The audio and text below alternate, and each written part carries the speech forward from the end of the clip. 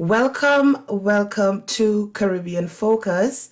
Caribbean Focus is the community voice of the Caribbean Research Center at Medgar Evers College, the weekly radio program highlighting Caribbean educational, cultural, and social affairs airs on WNYE 91.5 FM and streaming live on Facebook at Caribbean Focus CF. I am your host, Hermina Marcellin, and it is an honor and a pleasure to have Dr. Patricia Ramsey on the show with us today. Dr. Patricia Ramsey was appointed by the CUNY Board of Trustees to serve as the sixth president of Medgar Evers College. Dr. Ramsey is the first woman and first scientist to serve in the position, an experienced strategist, an action-oriented leader, mother of 3 adult children, grandmother of 2, and a wife, married to Dr. Roscoe Ramsey Jr., a physician and an ordained minister. Dr. Patricia Ramsey, welcome to Caribbean Focus. Thank you so much. I appreciate the opportunity to be with you today. First, I would like to congratulate you on your appointment as the first woman and sixth president of Medgar Evers College. Congratulations. Thank you. You are the first woman to lead the college. What does this mean to you? Well, first, when I think about the college and the founding of the college and the activists in the community to try to get this senior college, I think about the women like Ms. Ella Cease and Ms. Shirley Chisholm, who were strong advocates for a college in Central Brooklyn early on. And so I think it very fitting that at this time in history, at the institutions being 50 years old and we're in our 51st year, that we started that 51st year with a woman as president. And also we have a large percentage of our student population female. And when I interviewed the women who were on the in the student group, said, I think it's time for us to have a female. And so I feel that I'm serving as a role model for other women to be able to follow, to say, well, you know what, if she can do it, then so can I. You, Dr. Ramsey, graduated. You graduated with a bachelor's degree in biology from Norfolk State University, a master's in botany from Howard University, a master's in biology, and a PhD in biology from Georgetown University. Is it accurate to say that you're a biologist? And why biology? Well, yes, I am a biologist, and it's interesting, and I feel strongly that that a person's education in the very beginning impacts who they become in the future. Because in the 10th grade, I had a biology teacher, that I thought I could outsmart. And what do I mean by that? She asked the class to draw their hair. And so, and I looked under the microscope. We had to put it on the microscope and draw it as we saw it under the microscope.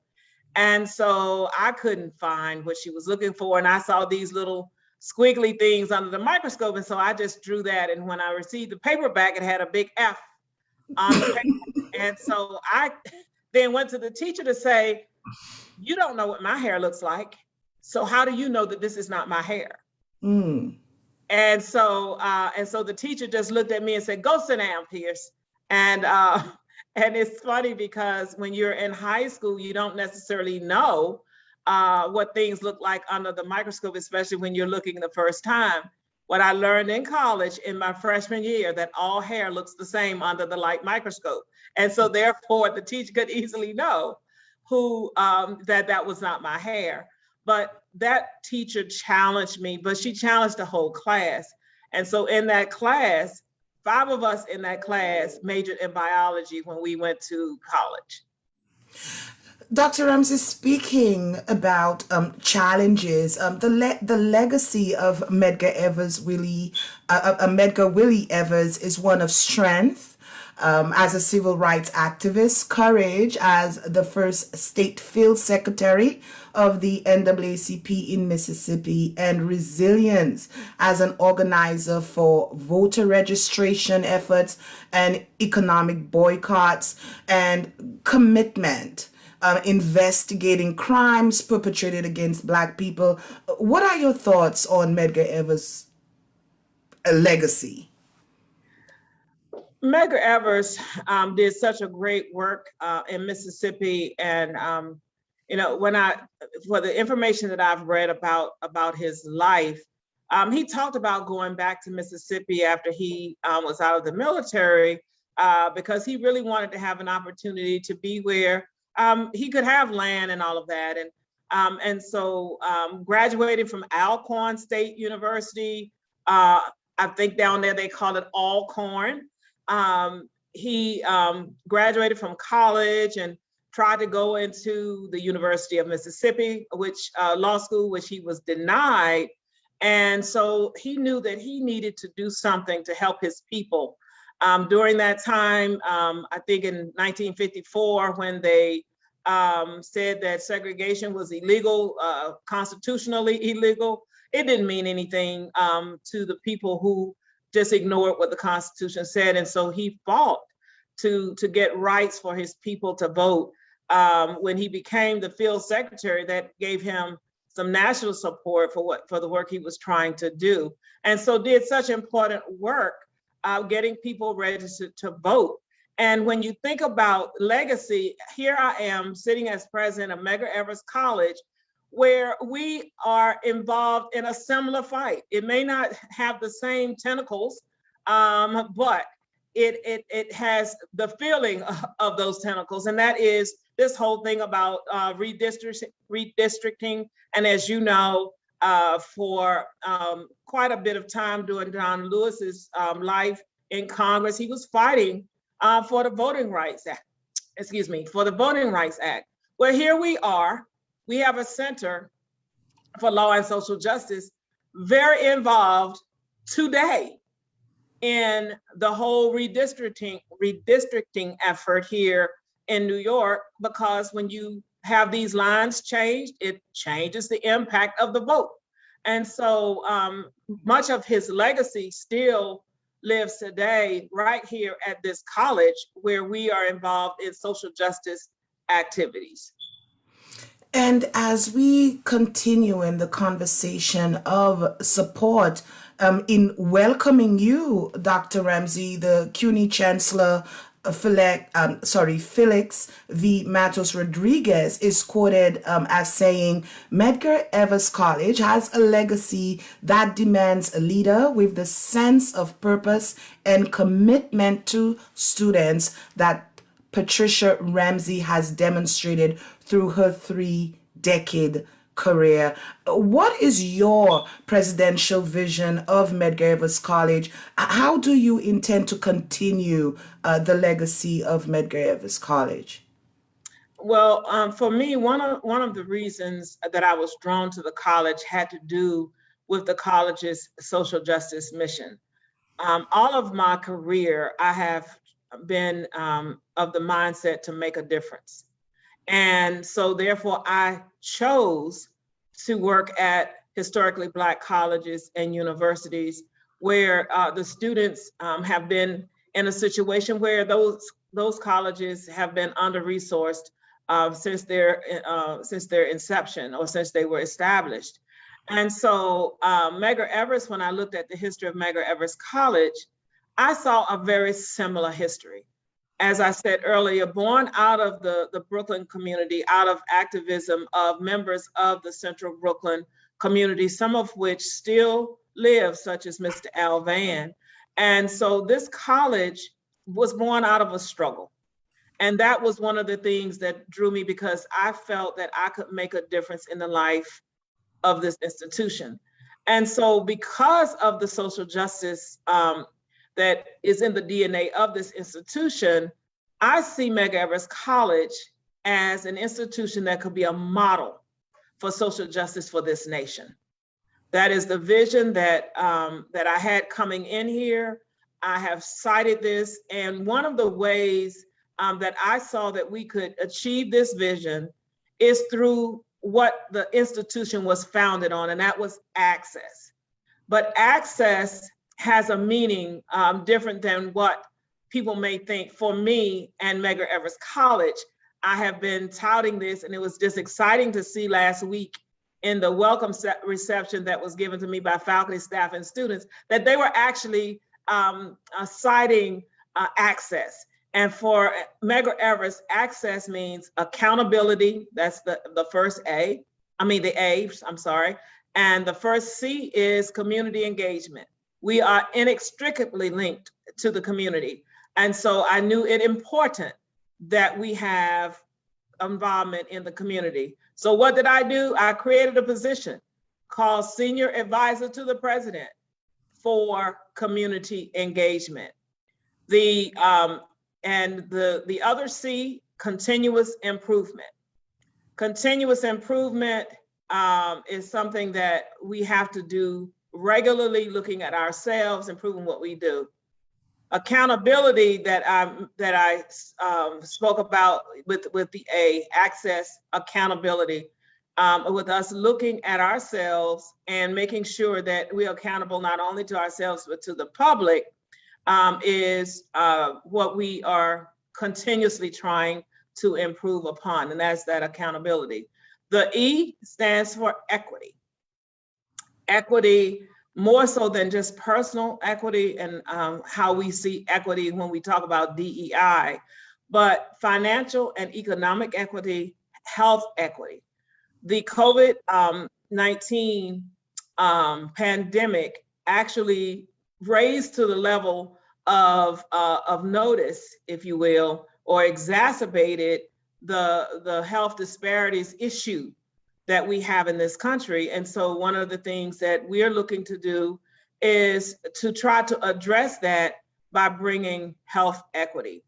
The S, the first S, stands for sustainability. Sustainability, not only environmentally, but sustainability financially and economically for the community. And in Black and Brown communities, those communities are the first communities that would get environmental insults. Well, Medgar Evers College is looking to educate the community such that the community can be advocates for themselves when it comes to anything related to sustainability. And then that final S being student success. That undergirds all that we do, a focus on student success. So one of the things that I did in that regard was to restructure the institution and create a division of student success. And the student success begins not just when they are actually students here at the college, but we have partnered with high schools where we can start to impact students before they even arrive to the college. When they do their applications, we are communicating with those families, because we know that if the students are successful, then their families will be successful, which then means the community will be successful. Thank you so much. Thank you so much, Dr. Ramsey, for this succinct explanation of this thematic idea of access point for change. Medgar Evers College is a senior college and is designated as a predominantly Black institution.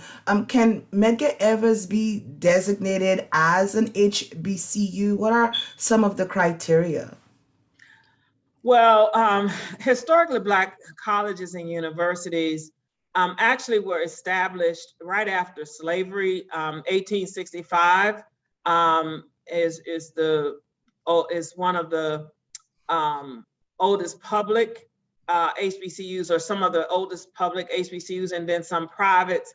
The oldest historically Black institution that was degree granting happened to be Lincoln University in Pennsylvania, where I worked as the provost and vice president of academic affairs prior to joining Thurgood Marshall College Fund, and then of course coming to Medgar Evers. Those colleges, with the Reauthorization of Higher Education Act in 1965, established those colleges, any of the colleges that were established prior to 1964, those colleges were designated as historically Black colleges and universities through congressional designation, which means that any college founded after that time, no matter what the makeup of that college would not be considered to be an HBCU. So for a long period of time from 1965 until 2008, it didn't matter how many Black students that you had at a college, it was still not considered to be an HBCU or PBI. But in 2008, somewhere around 2008, 2009, then President Obama started out, as a matter of fact, when he was a senator, looking at this because he had an institution in Chicago that was predominantly Black, but was not an HBCU. That would be Chicago State. But he actually put in a bill that would designate colleges that had more than 40% Black students and more than 50% of students that were on Pell, and those colleges were designated as predominantly Black institutions. And so Medgar Evers is in that category of predominantly Black institutions because it was established in 1970, and the college has more than 40% African American or Black students, and more than 50% of the students are Pell eligible. And so that is the distinction between the two. A lot of people consider us to be an HBCU. However, we really are a predominantly Black institution. Now, of course, if I can do something about that, because when I look at the genesis of the college, they started the effort in 1963. However, because the city fathers at the time did not want the college in central Brooklyn, it took until 1970 before the college was actually chartered. So maybe that's something that I need to take a look at. Thank you, Dr. Ramsey. Many students and faculty at the college and the wider MEC community have been impacted by COVID. What plans are in place to ensure our safety now and in the future? Well, the college has been involved in following the CDC guidelines and the CUNY guidelines, which CUNY is, of course, following CDC guidelines. And so the college was closed from when the pandemic hit very hard in 2020. In March of 2020, the college was closed from that time until August 16th of 2021. And so August 16th of 2021, CUNY had all of the CUNY colleges to actually go back to in-person teaching. And so we made sure that the college was prepared by having PPEs and doing the social distancing and those types of things, wearing face masks. But one of the things, as you know, that the governor of New York required all the students to be vaccinated. And so CUNY put a regulation in place that all of the students had to be vaccinated and have their documents uploaded by October 7th. And so all of the students who are attending in-person classes must be vaccinated. And we also have the students wearing, well, all the people in the inside spaces wearing masks when they are with others in that space. And so these are the types of things that have been put in place. And most of the many of the offices where people have requested plexiglass, those plexiglass they have been installed. But we are making sure, because we care about the health and safety of all of the people at the college and our visitors as well. We make sure that when people come in the door, they are checked to see if they have the vaccination. And if they don't, at this point, they have to be turned around. I would like to address Medgar Evers College as being a reflection of the Caribbean and American Caribbean diaspora and its surrounding communities. Enrollment figures show that there are high percentages of students from Trinidad and Tobago. Almost half come from Jamaica, Haiti, or Guyana. I am a graduate of Medgar Evers College, and I'm from St. Lucia.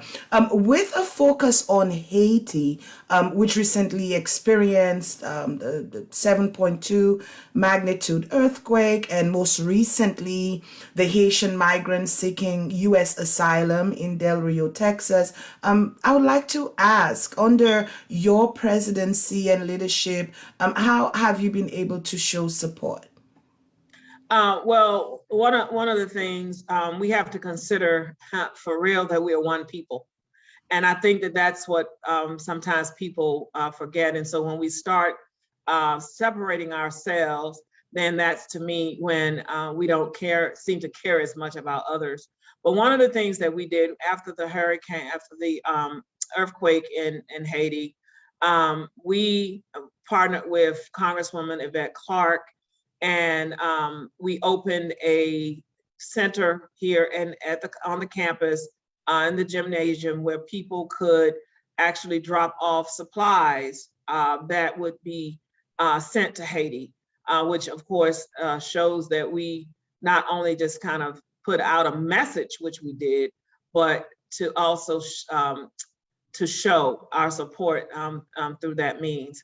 But I think that when people see each man as his brother, or each woman as a sister, then I think that we would think about things in a very different way in this world, and we would treat people in a very different way. And it doesn't matter what the color of their skin is, that person would be treated equal to another person. And that's kind of where I stand with that. And so when I see any human being, no matter where they're from, being treated as those people have been treated at the borders, it is of great concern to me, because I think that people need to put themselves in the place of others, stand in their shoes for a moment to see, well, how would this make me feel if this were happening to me? Dr. Patricia Ramsey, you are you are definitely delving into a legacy of access, honoring our roots as we envision our future. May you expound on this vision quickly, please? Yeah, well, as I said, we as an institution have to be very focused, and so accountability, continuous improvement, community engagement, equity, sustainability, and student success. That is our focus. And I have no doubt that if we work together, we can move this institution to higher heights, and that we truly will be a model that other institutions can look at for social justice. Thank you, Dr. Patricia Ramsey. Any final thoughts for the MEC community? Well, I just thank you for the opportunity to have this conversation. And Medgar Evers College is a college that has so many, I would say, hidden secrets that we are going to expose. For example, this college, and you spoke about enrollment for a moment, this college, 45% of the students enrolled at Medgar Evers College major in STEM. That is unheard of. And we have more than 80% of our students who are Black students, and America is talking about increasing underrepresented minorities in STEM. Well, we as a college are doing a phenomenal job in that regard, because 45% of our students major in STEM. And then when we add in the health sciences, including nursing, 49% of our students major in STEM and health sciences. Unheard of. We are number 2 in CUNY for the percent of students that go on from undergrad to graduate and professional school. These are things that you really haven't seen advertised or written about, but we are a sleeper, I would say. And so as the president, I'm starting to expose us so we will become fully awake. Dr. Patricia Ramsey, and I wish we had a whole hour if you had the time. But we are on a schedule for roughly 28 minutes, and that I'm watching the time at the same time, and I wish that I could really just enjoy, and not only that, but delve into further questions. And I'm learning so much from you. You're my teacher, you're my instructor. I'm learning from you as well. So Dr. Patricia Ramsey, I would like to thank you. It was an honor. It was a pleasure having you on the program. Your commitment speaks volumes. And I would very much so like to invite you back on the program at a later time. Well, thank you so much. I appreciate the opportunity to share. Thank you so much. And a special thank you to Ms. Tracy Noel, Associate Director of the College, for initiating contact. Associate Director of College Now, for initiating contact with the Office of the President. Thank you to my viewing and listening audience for tuning in. And again, special thank you to Dr. Patricia Ramsey. This has been Caribbean Focus. Thanks for listening and watching. Be well.